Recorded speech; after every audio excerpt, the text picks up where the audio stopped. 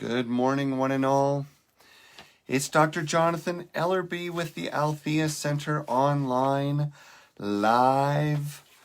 We are continuing our powerful, prayerful, peaceful pandemic response by staying connected virtually. So we're just a minute, I guess I got started a minute early. I just want to welcome everyone that's already here. Let's get lots of greetings going. And I'm going to do something a little weird today that I know is going to make some people nervous. I'm going to try a little experiment just in the first kind of 10 minutes when we do announcements and stuff like that. So keep coming on, keep greeting everybody. We want to know who's out there. Today we have a special topic or an important topic as we talk about what is necessary for us to. Oh, here we go. Hang on.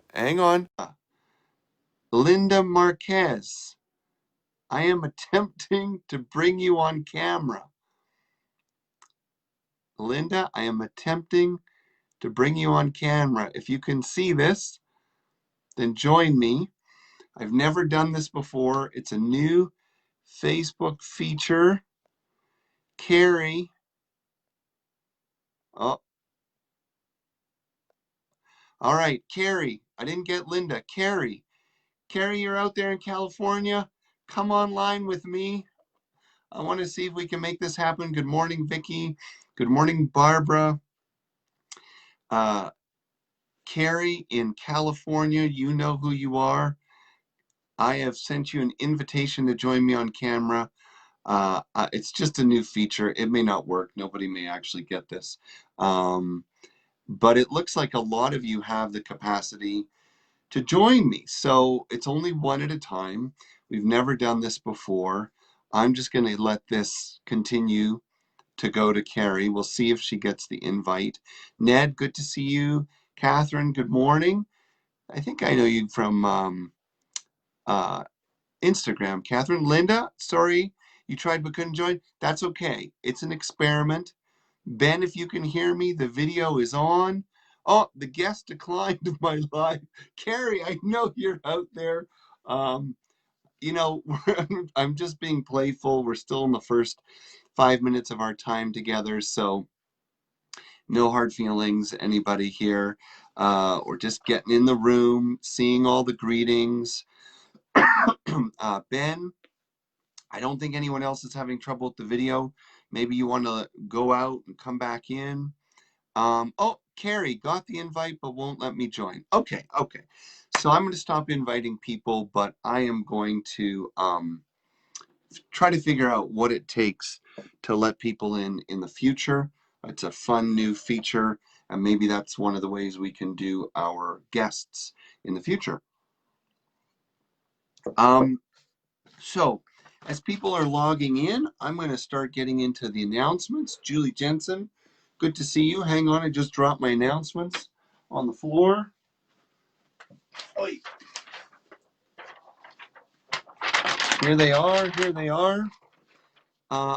Strangely, I feel a little bit like I'm, here, I might try one more time. Linda Perlman, I'm going to try another Linda.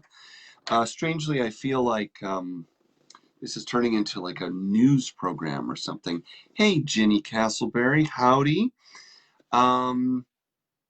So one of the things that we would like to do as we continue into this deep COVID state is attempt to create more connection online, more meaningful connection online, not just the Sunday gathering where you show up and watch and we all send emojis, which is good, which is great. Please keep doing that, you know. But we are adding a Tuesday midday gathering. It's called 2020 Recovery and Spiritual Support. 2020 Recovery and Spiritual Support, where you have total permission to show up in a facilitated, constructive setting. Just look at all the dramas, the challenges, the gifts, the losses, the struggles, the questions relating to this year. A safe place, a confidential place to come on and share. So Ned, I see you'd love more meaningful connections, so let's do it. Come join us on Tuesday.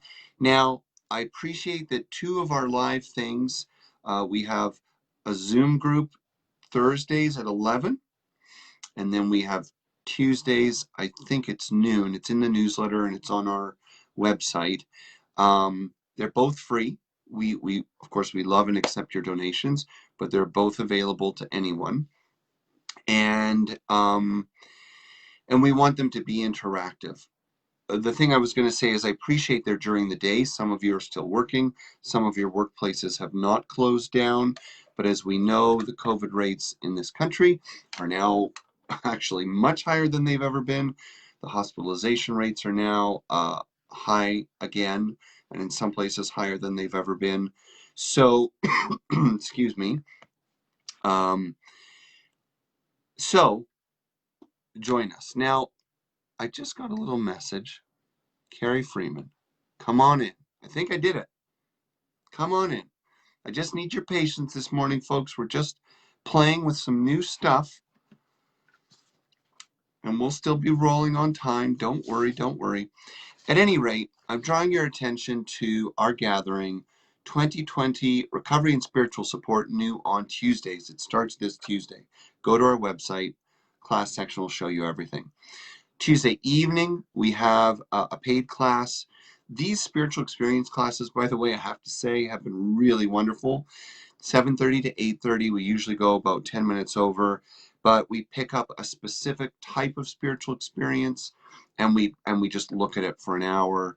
I share background, true stories, academic perspectives, and then we also have some chance for question and answer and dialogue. They've been really great, really meaningful. We have a gong bath event coming up on Saturday with Greg Wilkins.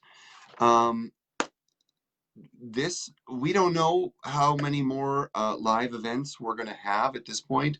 Sundays are no longer online. Of course, the state is recommending we shut down all kinds of things. This one was on the books. We're going to go ahead with it very carefully with social distancing. So if you're feeling the need for healing vibrations, we love Greg Wilkins, and he will be doing a gong bath this Saturday. So please look online for details.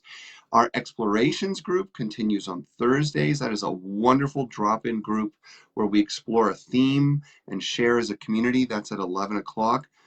The Tuesday and Thursday sessions are both free.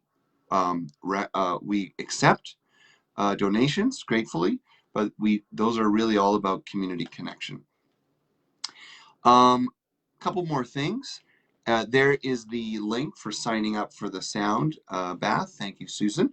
And I guess we will also put up our donation link. Why not? If you want to donate for this service, that would be great. But more importantly, I would like to encourage you to consider being an evergreen donor, which means you go to our donation page, you pick a monthly amount that feels meaningful to you, ideally generous, but nothing stressful, and you just put your credit card in, and then it takes it out every month. You don't need to worry about, week to week making decisions.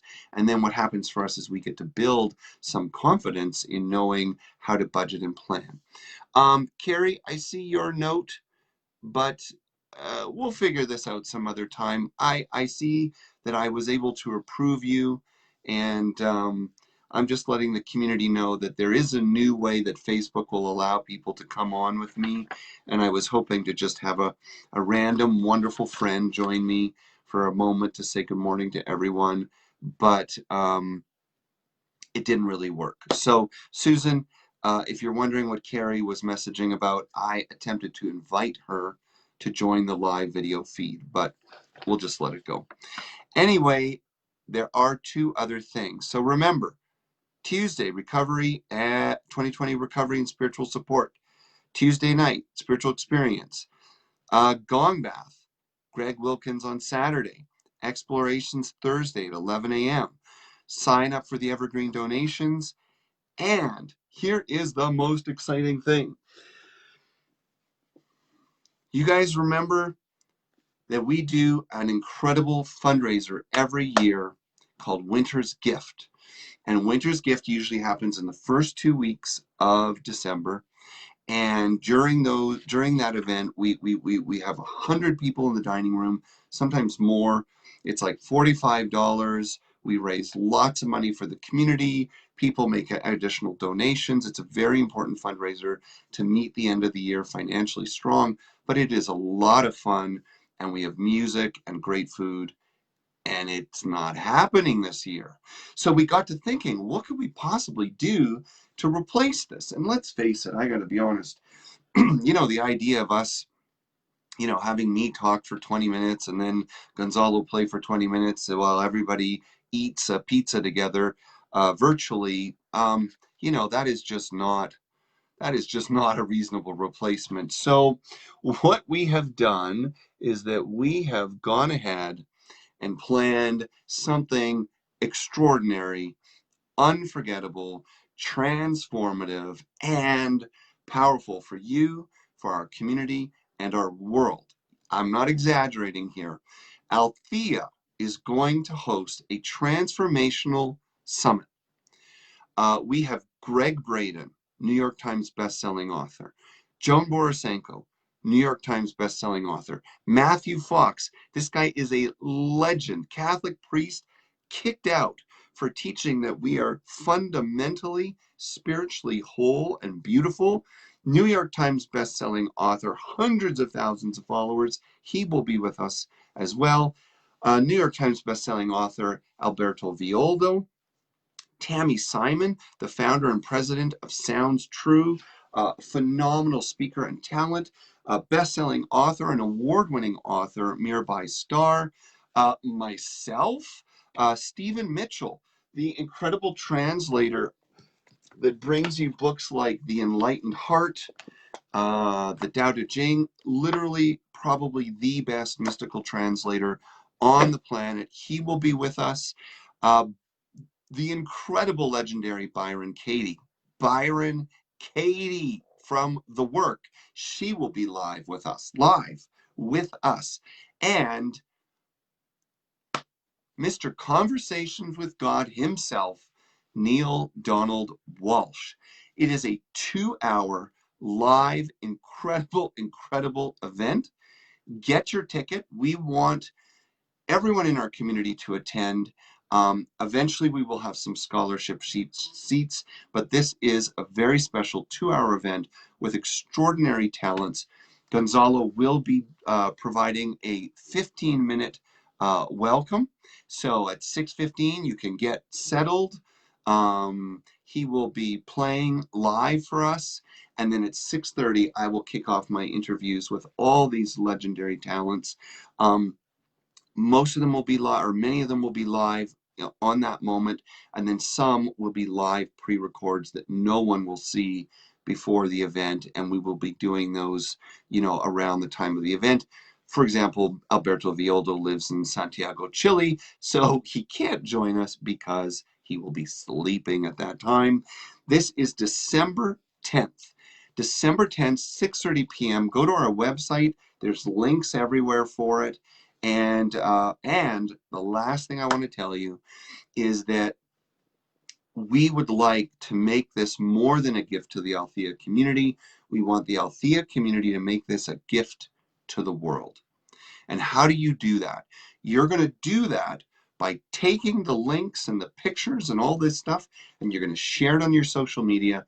You're going to email it to your friends. You're going to put it on whatever and wherever you go. And we are going to try, now I'm going to say something crazy right now, we are going to try to have 500 people online together all over the planet, if possible, with these incredible talents. And I have to tell you, I have already connected with some of them about what we're going to be doing and their messages. And I promise you, I am actually going to promise you, it's going to be spectacular, because what they have already shared with me are frankly are things that have already changed my life. I'm not kidding. It's going to be fantastic. Okay. Enough of that, right? You ready to settle in? Ready to get going? December 10th, don't miss it. 6:30 p.m. Mountain Time, USA. Share it with anybody and everybody who might want to join it. Yes, but the Byron Katie, the Neil Donald Walsh, the Joan Borisenko, Greg Braden coming back, Alberto Violdo, goes on and on. It's going to be crazy good. All right, shall we relax now and settle down? Let's talk about awakening and staying awake. I'm going to invite you now to close your eyes. Take a deep breath. And as you breathe out, release the busyness of the week. Release the busyness of your mind. Let each breath be a nourishing reconnection with life, with heart, and with the stillness of spirit.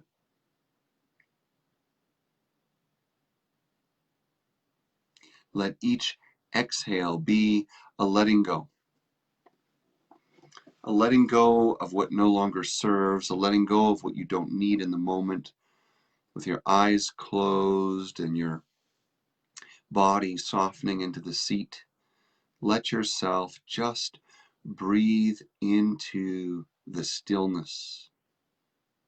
And remember that no matter what you face and no matter what goes on around you, this place of peace remains with you unshakably. In this quiet place, we affirm together the statement of being, the affirmative prayer that we have shared in this community for over 130 years. If you know it, you can say it out loud or to yourself with me.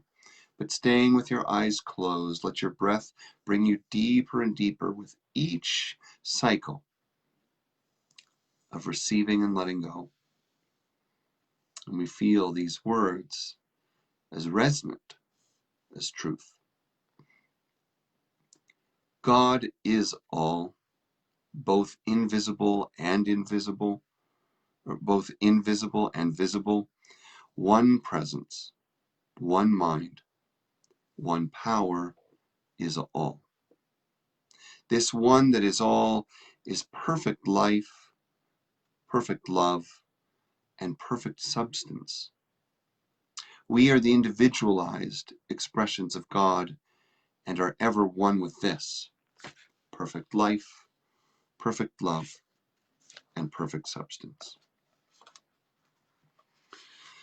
Staying connected to your breath, let's continue, eyes closed, sitting in stillness.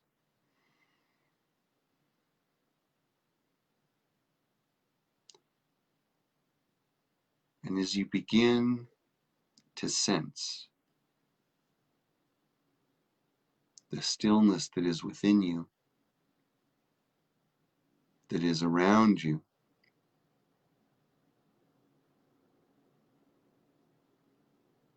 open your heart to the energy of that stillness. Open your mind to the wisdom of that stillness.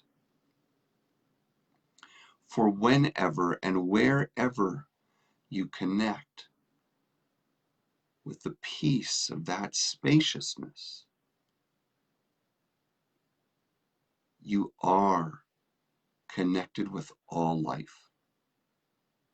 You are connected with each and everyone that shares this stillness, that lives inside this silence.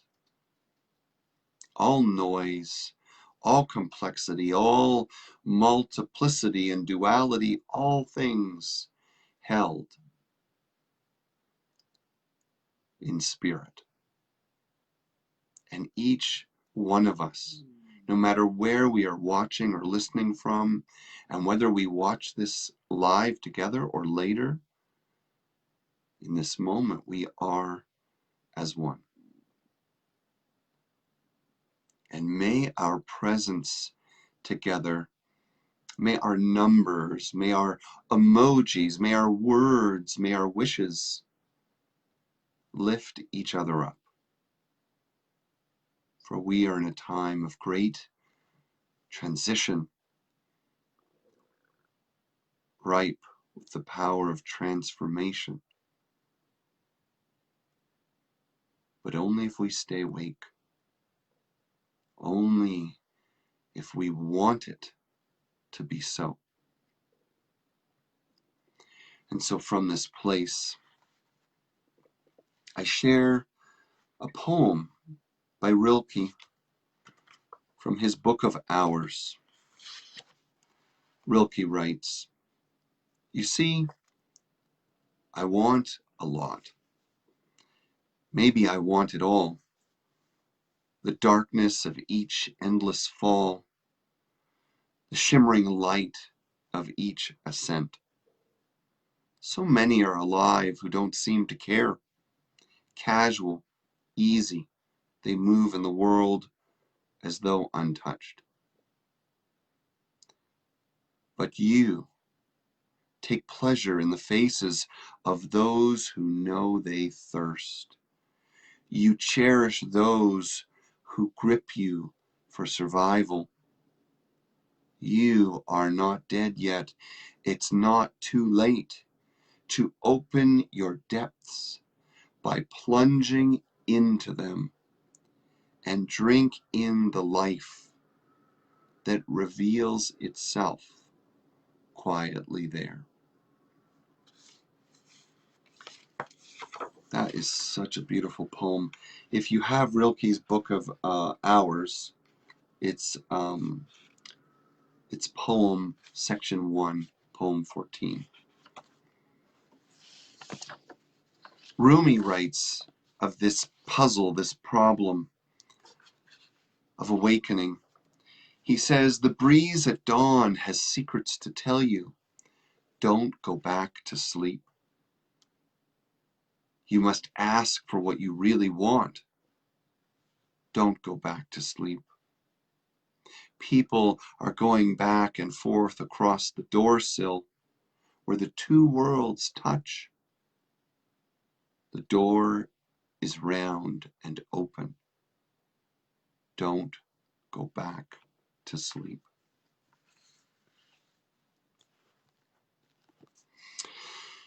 So, of course, please, if you haven't, open your eyes and let's come back to our screens.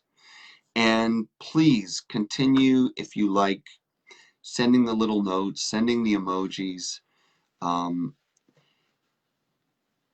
Because when we look into our hearts and feel the impact of this year, there is a strange and ever-present tension when it comes to the feeling of connection and disconnection. We are sorting our way out and finding our way in to a new experience of connection and disconnection. Most of us have spent too much of our lives, and at times too much of this year, staying connected to the things that disconnect us. Most of us have spent too much of our lives and too much of this year connected to the things that disconnect us. What does that mean? Well, these wonderful devices we have, social media and digital information, digital lifestyles. Yes, when conscious, when loving, when intentional, we can connect as we are right now. And this is changing our worlds. It's changing the world. And for all those who watch this later, It's powerful. It's connecting. But the same device, 10 minutes before we get on with our group, 10 minutes after, can become a distraction. We check our news feed and we find more information feeding and supporting and fostering our solitary, unique view of the world, disconnecting from those that we don't understand. Or maybe it's not the news, maybe it's not the media, maybe it's just the distraction. Social media, TikTok, Netflix, wherever I go, if I have this phone in my hand, I don't have to pay attention to anyone or anything. I don't have to be fully present. I don't have to be uncomfortable. I can keep myself as numb and distracted as I like. Connection and disconnection. And what about spiritual community? Do we go to challenge ourselves and enrich ourselves, or do we go to comfort, to distract? What we find, and Rilke was on to us, Rilke was on to us, decades ago, saying that there are people that are not that concerned with deeply embracing life. There are people living as though they were asleep. But we are here together. We are here together to change what this connection means. We are not here to create an experience that tells you that everything is okay as it is. We are here together to say that by supporting each other and by loving each other as we are, we can do the work that is arising. It's a paradox, and all great things in the spiritual universe are paradox. Connection, disconnection, comfort, and change. If we want to stay awake to the lessons that have been put before us this year, the lessons that have come from Breonna Taylor and George Floyd, if we want to stay awake to the lessons that have come from hundreds of thousands of people in loving, peaceful protest, if we want to stay open to the lessons that the Me Too movement and the LGBTQ movement have brought us, if we want to stay open to the lessons that the division in our politics is showing us, if we want to stay open to the lessons that the rising sea levels and the shrinking polar caps are bringing us, if we want to stay open to the lessons outside us and inside us, then we must be prepared to stay awake. And that means to be okay with being uncomfortable, to be excited about being uncomfortable, to recognize that all the discomfort and the horror and the confusion of this world can be whatever we allow it to be. You want it to be evidence of fear and failure and a fatalistic future, then you can let it be so. But if you let this be your own call to action, your own wake-up call, your own unforgettable year that you will look back to as a milestone, as a watershed, as a turning point in your life, then it can and will be that. The tools are everywhere. December 10th, every one of these legendary teachers is going to talk to us, each clearly, briefly, What is it? What is the most powerful way forward they know of? But you just look around and you'll find the resources are already here. We have each other today online. We have all the beautiful things that we can find online. And we have those around us, not just the neighbors or the friends that we're in social bubbles with, but we have life around us. The spirits that have gone before us, the spirits that watch over us. We have nature itself, the birds and the squirrels and the trees shedding leaves, the snowflakes on the mountains. We are surrounded with love and wisdom, all that we need to sink our roots into, to find our calling, to feel our vision, to be resilient, to be well, to be hopeful, and to be wise. There is no shortage of support for you. And the truth is, if you look at any of these great texts, this is The Enlightened Heart by Stephen Mitchell, one of my most favorite collections of mystical writings. He's translated, I don't know, probably about 15 different authors and scriptures from around the world. All of the great masters, all of the great teachers have been talking to us for thousands of years about the moment we are in.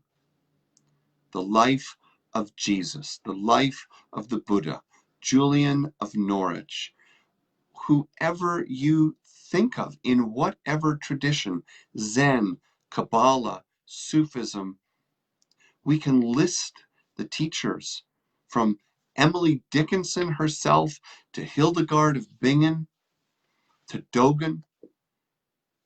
You get to pick. You get to pick what speaks to you, what resonates with you. There is no excuse anymore. It's fantastic. There is now a book for everyone, a voice for everyone, a teacher for everyone, a practice for everyone. There are literally hundreds of thousands of masters and messengers with tools, with teachings about this moment. It's hard to believe because so many of us have spent this year resisting this moment, looking at why it happened and who caused it and when can it change and what can we, do about it. But don't miss the beauty of this darkness. Don't miss the beauty of this chaos. Don't miss the power to create when everything is in flux. This is the catalytic moment of our lives. It's not mythical. It's not metaphorical. It is literal. Your whole life, every spiritual page you've read, every moment sitting on a meditation cushion, every walk in the forest, it was all speaking to you about what you need to be a part of this awakening to oneness. What we are entering, and we have already begun to enter for so many of us, is a new consciousness, a new paradigm on the planet in which we comes before me, in which listening is before speaking, in which feelings hold as much power as facts, and in which the least of us will lead the greatest of us. This is the time, whether it was in the Bible or Bob Dylan songs, it's the moment. It's the moment of turning that we have always fantasized about and looked forward to and hoped would be more than just a poetic message.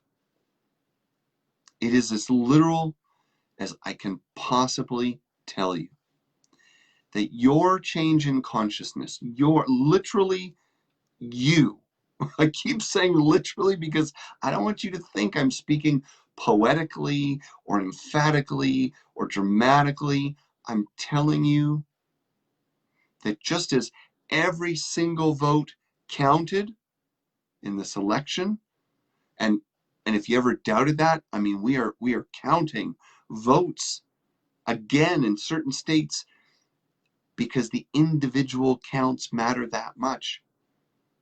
But that is a metaphor for the bigger truth, which is every choice you make, your commitment to awakening, the practices you keep, the consciousness you perpetuate.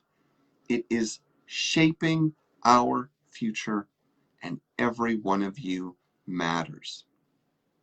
For every one of you that steps in to the new consciousness as more than an idea, but a way of living and a way of being, the more likely that we as a species, as a planet, will meet the future with brilliance and vibrancy and joy and sustainability. But every single one of us that goes back to sleep, that drags our heels, that saves the practice, the exercise, the forgiveness, the healing for another time, another month, a moment when it suits you better, when you're not so stressed, not so tired. Every one of us that gives up the chance to be in the energy of awakening now is a step away from a future that we can all celebrate together. If you've been enjoying the pleasures of being at home, there is so much you can watch on a TV, so many fun things you can read in books. But if you haven't seen The Social Dilemma, I'm going to ask you to watch that. If you haven't seen the life story of Richard Attenborough, My Life on Planet Earth, I'm going to ask you to watch that. Our platforms are giving us opportunities to learn about history, to learn about the planet, to learn about each other. Most of them now have a Black Lives Matter section. It is for you. It is for all of us. Stories of women coming into power, stories of the LGBTQ movement, stories of Native American communities and what they have faced. It's all available. Don't let it go. Don't be afraid to be uncomfortable. Don't fear giving a little bit of your pleasure time to growth, to learning, to being awake and aware of this planet that we're on. And I didn't say my octopus teacher, but if you haven't seen that, please, you've got to see that. There's so many good things. In fact, what I'm going to ask you to do right now, and I'm going to transition in a moment into the 5 things that I want you to consider to keep you awake and aware, is if you've seen something amazing lately that can change a heart, change a mind, post it here right now. So I know there's a little bit of a time delay for me, but I'm going to ask you, what movie really touched your heart recently? I can go on and on. Black Klansman, Kiss the Ground, My Octopus Teacher, Charlie's Country. Oh my gosh, that was incredible. What movie, what documentary, what is helping you to wake up to our interconnection? Put it in here now. Let's get a great list going. Usually takes a moment here. And I'm going to encourage you to look down and see what other people are watching. See what other people are asking you to watch. Dedicate some of your time and energy each week to staying connected to the intensity of our lives, the intensity of what's going on in the world, because that intensity will keep us awake and will keep us engaged. So thank you. I see the names coming in. Let's keep them going. And I'm going to start moving into our top 5 ways to stay connected and alert. So first of all, when I'm talking about being awake, I'm not talking about sort of the resurgence of the popular word woke, which is really more about being awakened to social problems and inequality. It's about having a more whole and eye-opened relationship to our world. We want people that are woke, and if you don't know what that means, look it up. It actually came out of the civil rights movement. But we're talking about the ancient practice of awakening to oneness, to be awake to our interconnection, our interdependence, and more significantly, to the presence of spirit in all things. The presence of spirit in all things. When we know that spirit is in all things, when we experience spirit in all things, when we live as though spirit were in all things, then love and wisdom follow. We never feel alone. We always feel connected. And when we are despairing, and we can still despair even when we're awake, then we know it won't last. We know we have each other. And we know that the pain of the heart is one of the greatest gateways to feeling the depths of connection to the human condition and the human community. Through that vulnerability, we awaken to the oneness of all. And so the work ultimately has to start at home. The first thing I encourage you to do, if you haven't done it yet, if you don't normally do it, is build yourself an altar. Now, the word altar is kind of sometimes misunderstood depending on the tradition. Remember, once upon a time, we were told not to have altars, right? That's in the Bible. But you know what I'm talking about. Your own personal, physical, sacred space. And you might have objects of significance. I've always had, for example, this stone on my altar. It's chrysocolla. It's a healing stone, but it is a stone that signifies our planet. And so whenever I sit at my altar, when I see my altar, it reminds me of the fragility of life. What other things might you have on your altar? I like to keep a very clear representation of love, so that if I sit down in front of my altar and I'm frustrated or I'm struggling or I'm feeling confused about something, I'm reminded to go back to love. Whatever helps build your connection with your deepest sense of self and spirit, put that on your altar. We're talking about a physical space. Look at this. Could be a table just this big. We're getting really show and tell today. Could have a feather from your feather collection, things you found.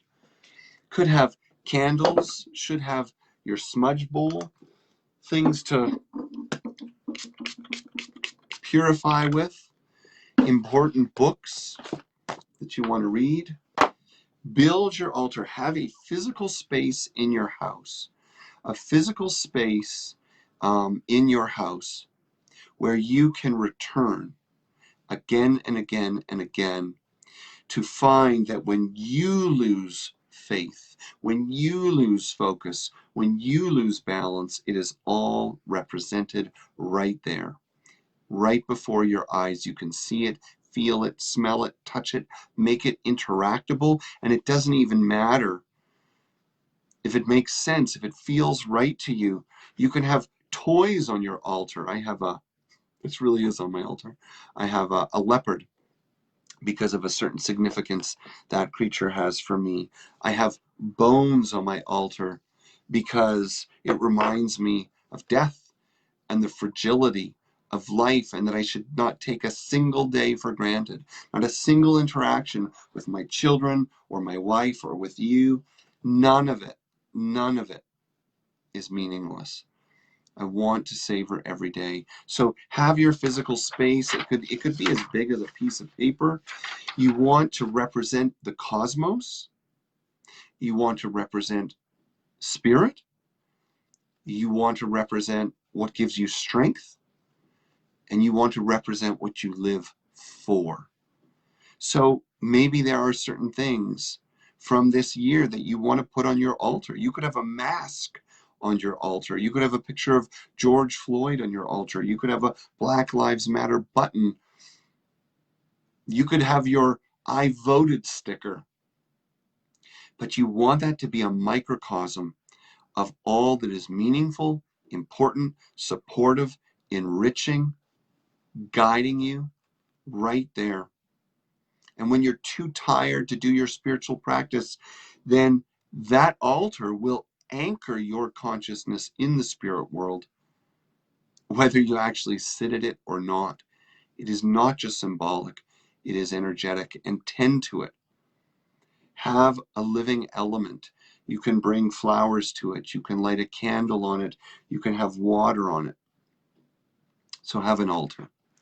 The second thing is constantly have some guidebook, some deep, rich, spiritually connecting text in your life.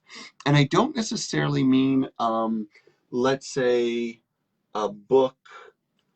I'm trying to look right here. Okay, here's a great book, Awakening Together, The Spiritual Practice of Inclusivity and Community. It's actually a great book, Larry Yang.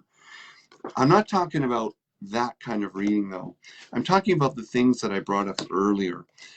Collections of mystical writings, poetry, something that is more emotional, more easy to access, short, things that there's no excuse for you to get into. So, I mean, I just have this stuff like coming out of my ears here. I have the Pocket Pema Chodron, Women in Praise of the Sacred, Poetry of Impermanence, Mindfulness, and Joy. Just have one that's at the top of your pile ongoing. Keep yourself close to something deep and rich. Again, if you're going to read, that's great. Nonfiction books, spiritual books, that's great. But what I'm talking about right now is poetry. Because the soul connects more quickly to source through the power and beauty of art and emotion and feeling than through chapters and chapters of intellectual explaining. Both are fine, but we're talking about your little 5-element toolkit. Your altar is critical, and some kind of a signifier of a quick way in. David White, Mary Oliver, whatever does it for you, I don't care. If you have a favorite author, Antonio recommends Eckhart Tolle. Don't have Eckhart Tolle's book, A New Earth, but yes, you could take a collection of his deep sayings, and they have some great collections, and you could have that. That would count as kind of your complement to your altar, or have it by your bedside, or if you can afford it, get a couple of them and keep one in the bathroom. The idea is that these are now touchstones. To stay awake, we have to remember that consciousness and behavior is much an issue of habit and distraction as it is an issue of growth and maturity. So please take seriously the idea of putting touchstones in your life, quick ways to access, to see, to feel, to remember what keeps you grounded and centered. Community is also very significant. So that means sharing the energy of your journey with others, hearing, feeling, interacting with others on their journey. And it could be through an online class, it could be through our explorations group, it could be through the new 2020 support group, or maybe you found a small group process or program you can commit to. But being in community with like-minded seekers, like-minded travelers, is essential for the nourishment of your soul and staying on track. Now, I want to be clear that I don't think that we should exclusively surround ourselves with people who think like us and agree like us and look like us and act like us. I think that's the end of the world, frankly. But when it comes to staying awake, it simply means that in the diversity of things that go on in your life, make sure you have at least a place you can go to virtually or in normal conditions, live and in person, where you can feel the energy of the consciousness you seek. You can feel the energy of the consciousness you seek. And a part of what happens in community is we gain that sense of permission to speak as we long to think as we long to act as we long to. This is one of the beautiful things that we've lost right now because of COVID, which is that Althea has really been a community where you can hug without apologizing, where you can cry without apologizing, where you can be wise and you can be broken, and it's all perfectly okay. So find some source of community. And if you don't know, if Althea is not for you and you're trying to figure out, well, what kind of community should I look for? How do I look for community? There's a few tips. If you want to find community that supports you, then look up, you go through that which brings you to your center. Okay. So what I mean by that is if Matt Kahn or Jack Cornfield or Byron Katie or Gabby Bernstein, whoever, if a certain teacher really connects you, then go online and find out who's talking about him. Are there discussion groups? Are there study groups? Are there people leading things where you can connect live with real people? Another way to find community, if you don't have a favorite teacher, is by practice. So let's say yoga's your deal, or meditation, or holotropic breath work. I don't care what it is.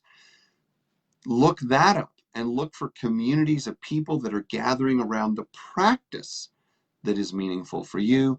And if that doesn't work, then look for the belief system. Now, you'll notice belief is my last group recommendation, because if the belief is in, I don't know, science of mind or Sufism or Catholicism or Native American tradition, the problem is that belonging to groups based on belief often creates a false sense of belonging. And what I mean by that is belief is something that is easily intellectually shared, but not always universally embraced or demonstrated within a spiritual community.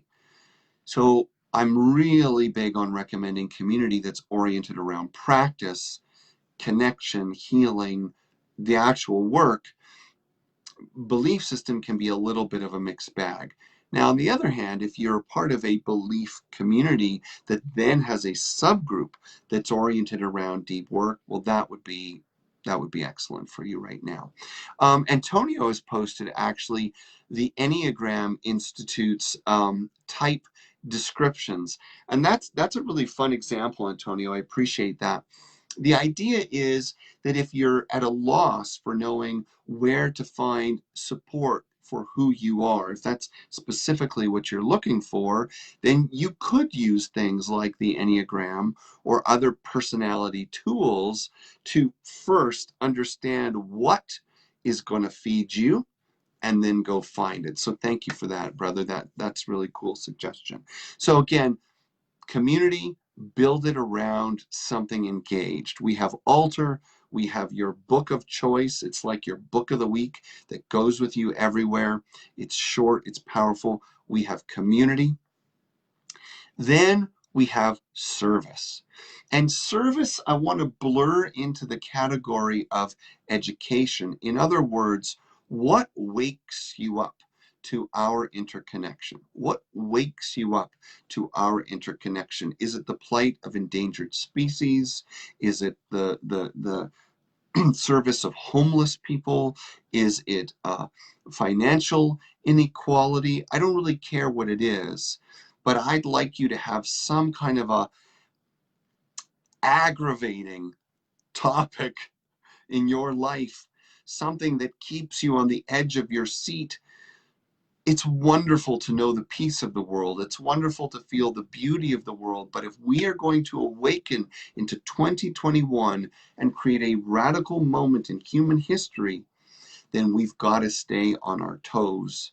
So find your field of service. What is it? It doesn't matter. All the causes are important. For some, it'll be Black Lives Matter. For others, it'll be the Me Too movement. For others, it'll be child welfare. I'm not saying what it needs to be, but you have a topic, a theme, immigrant children trapped in prisons, whatever it is.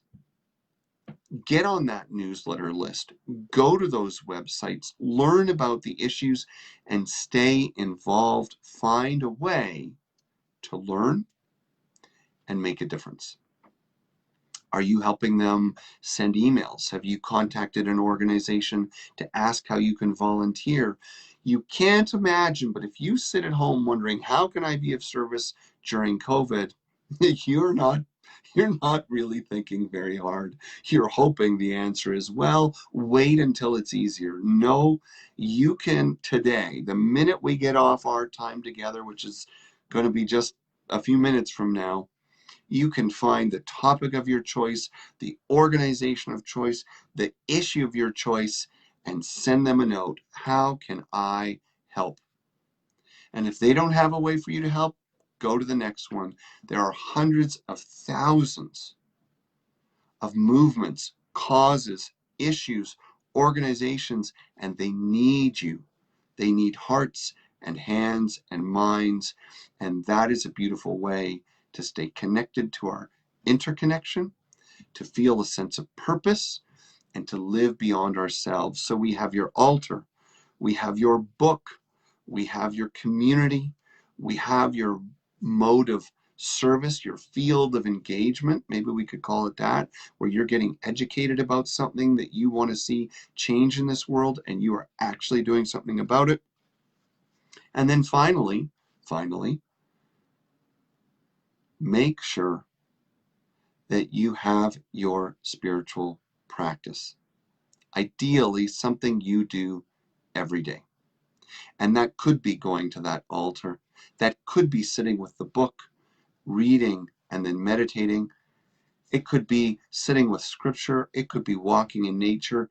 But the significance of the practice, and of course, there are thousands and thousands. I'm looking for my book. I can't find it.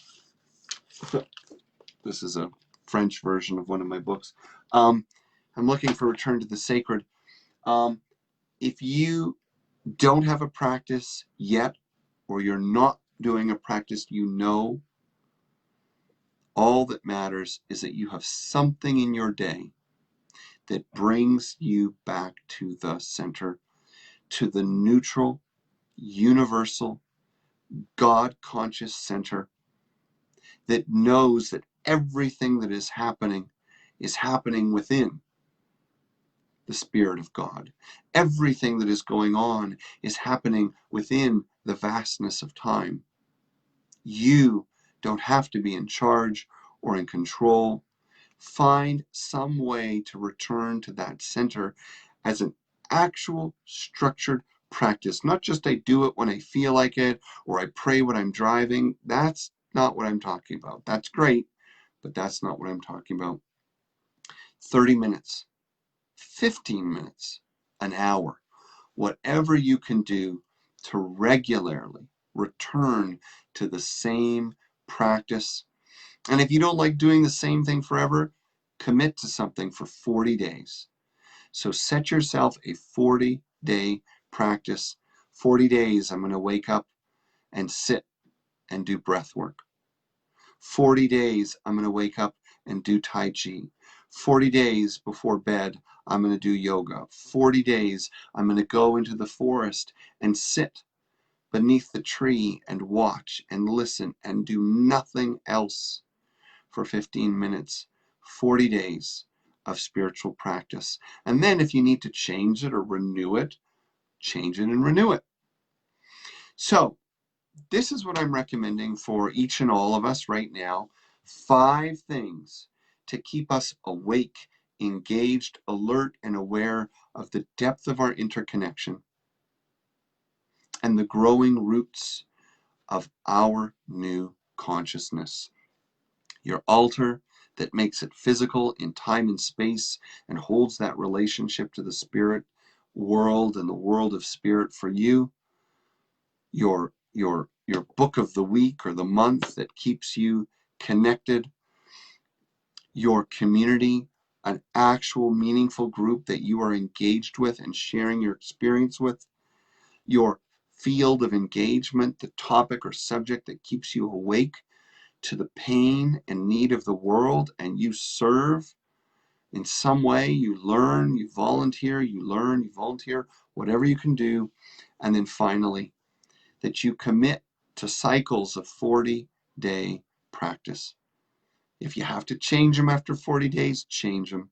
But find something, anything, even if it's 5 minutes. 5 minutes, the same thing. Return to it, return to it, return to it, and see what it shows you and teaches you. It's like keeping a window in your home clean and polished so that every time you go back to that room, you will see outside clearly. Well, the time flew by. I felt like I was talking fast and saying a lot. Maybe not, I don't know. But I want to thank you. I want to thank you for joining me. Thank you for joining the community. Thank you for your suggestions. Thank you for the movies you sent. If you're watching and you don't know, look back at the feed. People were suggesting amazing, life-changing movies to watch.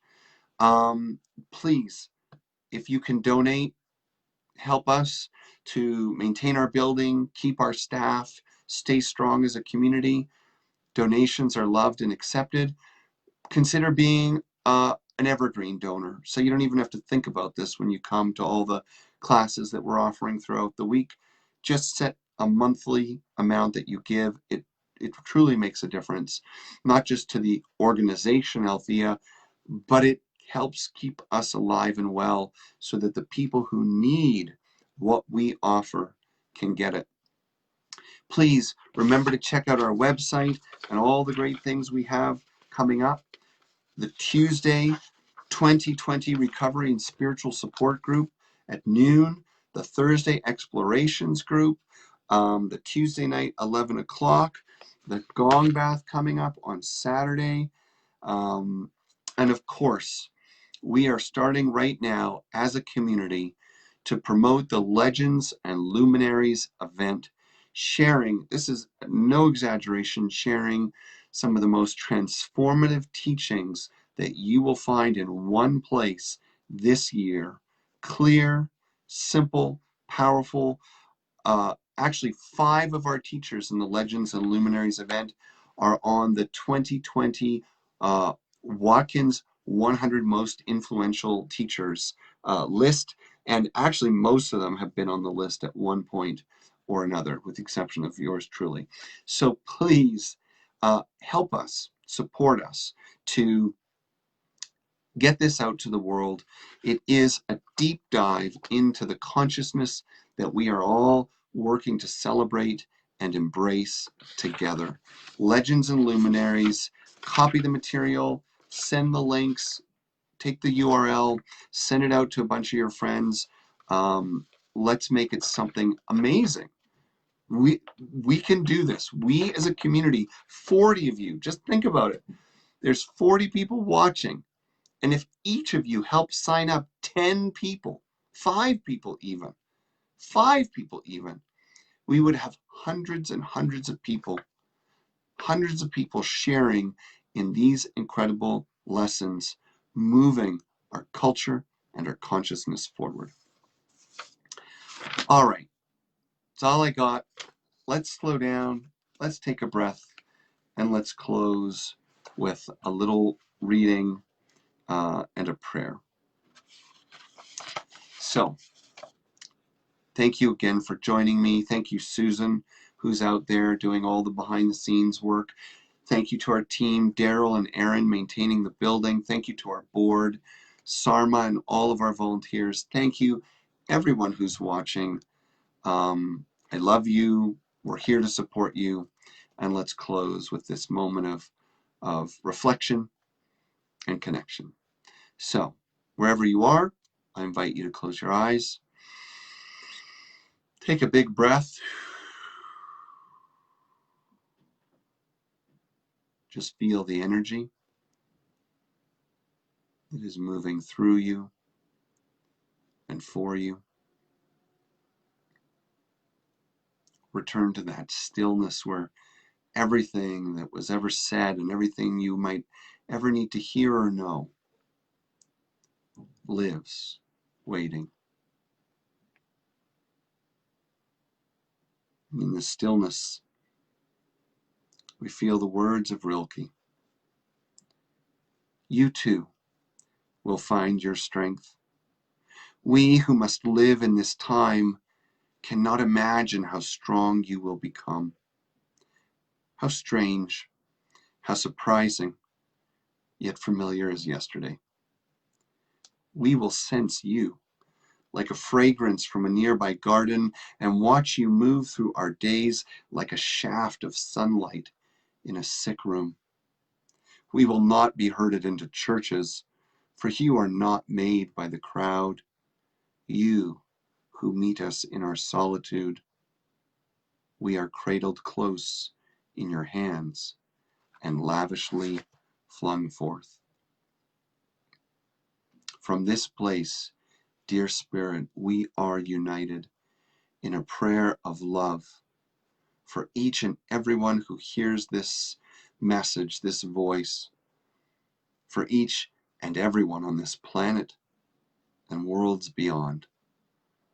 Today, a simple prayer that we would remain awake to the beauty of life, the presence of love and wisdom in all things, and the knowing that we are one in spirit. Through this, may we each find our greater balance, our wholeness, our health, and our well-being together, that we might learn to think, to feel, to be as we, before me, we pray, to be the blessing that we seek, and to share this light in all we do. With prayers of peace for our planet and a vibrant earth, love and wholeness for all beings, together we say, Amen. Thank you one and all. Hanging up. Take care.